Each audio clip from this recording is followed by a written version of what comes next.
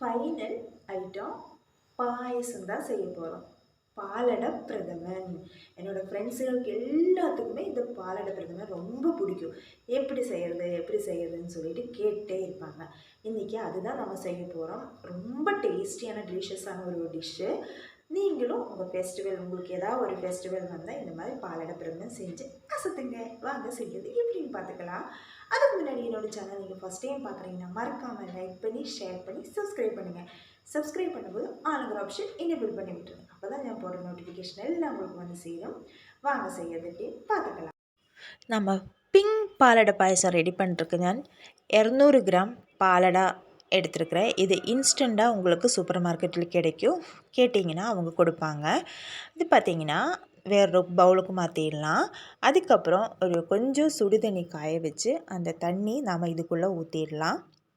ஊற்றுனதுக்கப்புறம் ஒரு 15 நிமிஷத்துக்கு இது க்ளோஸ் பண்ணி வச்சுக்கோங்க. இது நல்லா அதுக்குள்ளே அந்த பாலடை அதுக்குள்ளே இருந்து வெந்து நல்லா ஊறி இருக்கும்.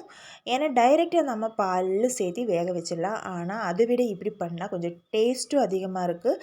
பாலடை ரொம்ப சாஃப்டான மாதிரி எனக்கு ஒரு ஃபீல் இருந்தது.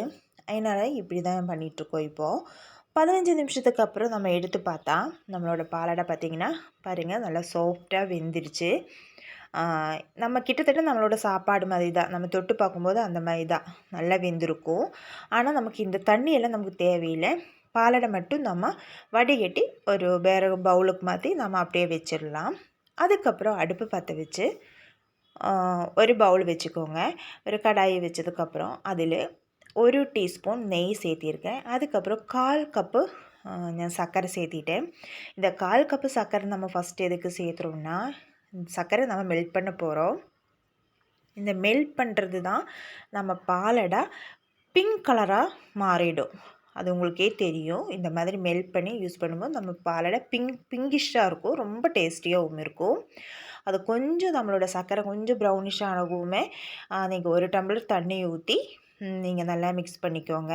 அது ஃபஸ்ட்டு ஹார்டாக இருக்கிற மாதிரி இருக்கும். ஆனால் நம்ம நல்லாவே அது லூஸ் ஆகிக்கும். அதுக்கப்புறம் அதே தண்ணியில் பார்த்திங்கன்னா நான் 200 கிராம் பாலடைக்கு 1.5 லிட்டர் மில்க் எடுத்துருக்கிறேன். இது ஃபுல் க்ரீம் மில்க்கு தான். அதே நீங்கள் பார்த்து வாங்கிக்கோங்க. அப்போ தான் நம்மளோட பாலடை ரொம்ப டேஸ்டியாக க்ரீமியாக இருக்கும். இப்போ பார்த்தீங்கன்னா நான் சர்க்கரை சேர்த்திருக்கேன். ஃபஸ்ட்டு 1/4 கப்பு சர்க்கரை சேர்த்திட்டு இப்போவுமே 1/4 பவுலு சர்க்கரை தான் சேர்த்திட்டோம். நீங்கள் நம்ம இனிப்பெல்லாம் நம்ம பார்த்து நம்ம சேர்த்திக்கலாம். இனிப்பு கம்மியாக இருந்துச்சுன்னா அதுக்கப்புறம் கூட சர்க்கரை சேர்த்திக்கலாம், ஒன்றும் பிரச்சனை இல்லை. அதுக்கப்புறம் நம்மளோட பாலடை அதுக்குள்ளே ஊற்றி நல்லா மிக்ஸ் பண்ணிட்டோம். மிக்ஸ் பண்ணி ஒரு கொதி வரவும் பார்த்திங்கன்னா ஒரு 3 ஏலக்காய் நான் தட்டி போட்டுட்டேன். இனி அதுக்கப்புறம் தான் நமக்கு வேலையே இருக்குது. ஃபஸ்ட்டு நம்ம இந்த கொதிக்கிற வரைக்கும் நம்ம ஹை ஃப்ளேமில் போட்டு அப்புறம் லோ ஃப்ளேமில் போட்டே இருக்கணும். இது எனக்கு கிட்டத்தட்ட ஒரு அரை மணி நேரமே ஆகிப்போச்சு. பாருங்கள், மேலால் இருந்த அந்த பால் ரொம்ப சுண்டி நம்மளோட பாலடை பார்த்திங்கன்னா பிங்கிஷாக மாறி இருக்குது. பார்த்திங்களா, லைட் பிங்காக மாறி இருக்குது. இதுதான் நல்லாயிருக்கும். இப்படி தான் வரணும். உங்களுக்கு எவ்வளோ சுண்டுறமோ அந்த மாதிரி நீங்கள் சுண்டு வச்சிடலாம். நான் இது பார்த்திங்கன்னா இப்போ கொஞ்சம் கூட எனக்கு வத்துற மாதிரி இருக்கணும். அதுக்கு நான் எகெயின் சிம்மிலே போட்டேன். இப்போ கரெக்டாக பதமாயிடுச்சு.